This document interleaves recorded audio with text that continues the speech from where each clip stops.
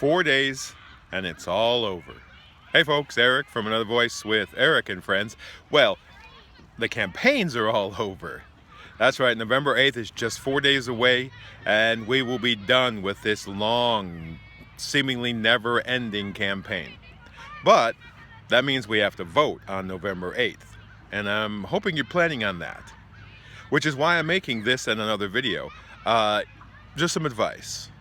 This video is about what to do before you go to vote, and the next one will be what to do when you go to vote. So I've been a poll worker, an election worker for over a decade. So these are some advice. This is some advice coming from someone who's been doing this for a long time. So I hope this is helpful to you. First thing to do before you go to vote is make sure you're registered. Now, if you are not registered at this point, unfortunately you can't vote. You have to be registered 30 days before. But you need to check your registration, particularly if you recently registered, and particularly if you recently registered at, say, the DMV or through a voter registration drive, because sometimes that information doesn't get transferred to the system like it should. Now, it's very, very simple to make that check. You go to scvotes.org, scvotes.org, and on the right-hand corner of the page, there's a number of items, number of tabs you can click for various things, and one of them is check my registration. So click on that. It'll pull up a box where you put in the county, your name, and your date of birth. So do that. Once that pops up, it will show you a couple things. It will show you that you're registered, and if it doesn't show you register and you know you registered, contact the election office. Now here in Greenville, that's at University Ridge County Square, right off of Church Street, just outside of downtown.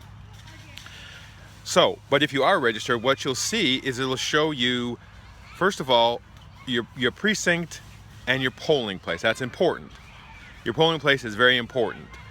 If you're new, anybody actually, you should double check the polling place. But it'll also show you the districts that you're in. And you're like, why do I need to know that? Well, there are going to be things on the ballot. You're going to be voting on different people, different races. And you should know when you're looking for information who you need to check out, whether it's House District 22, or House District 23, or say, for example, you're looking at school district and you're in school district 22. Well, are there candidates running for that race? And this year the answer is no. It's the odd number ones that are running. So you can check those things.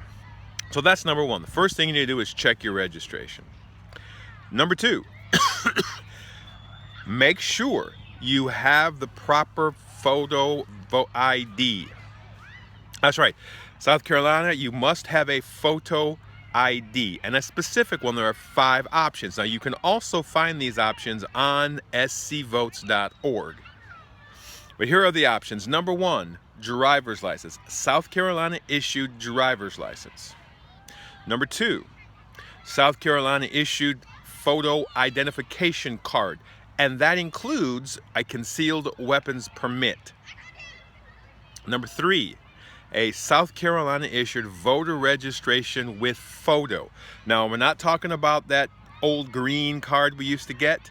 That's not valid as an ID to vote.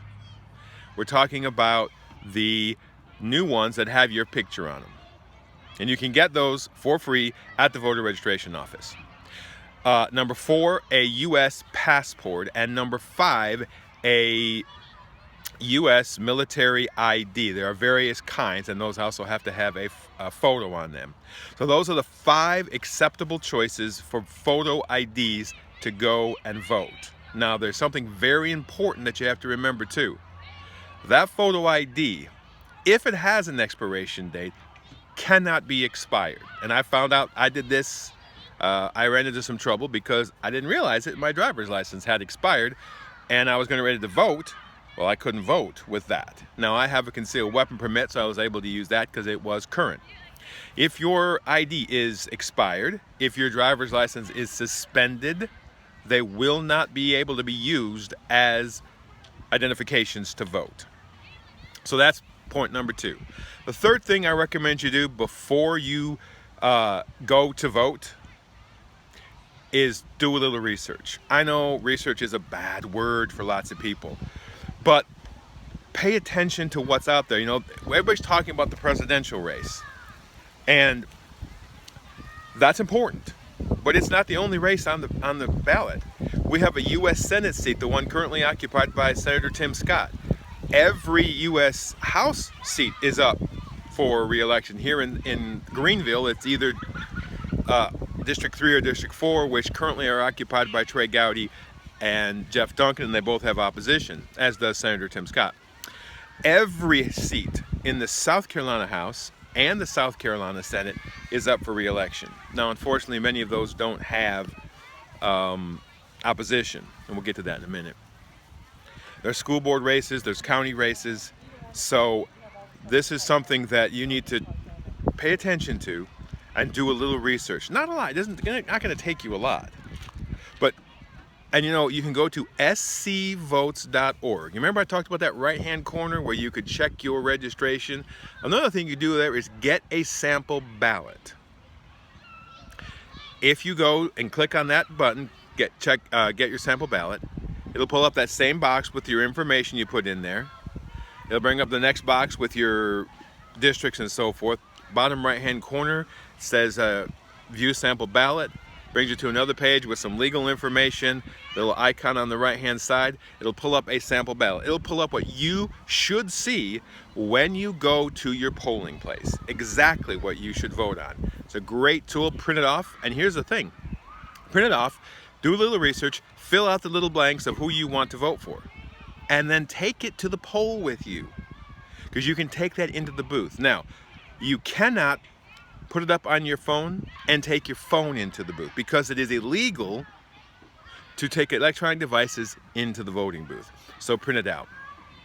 And finally, the fourth thing I'm going to recommend that you do is be prepared to wait.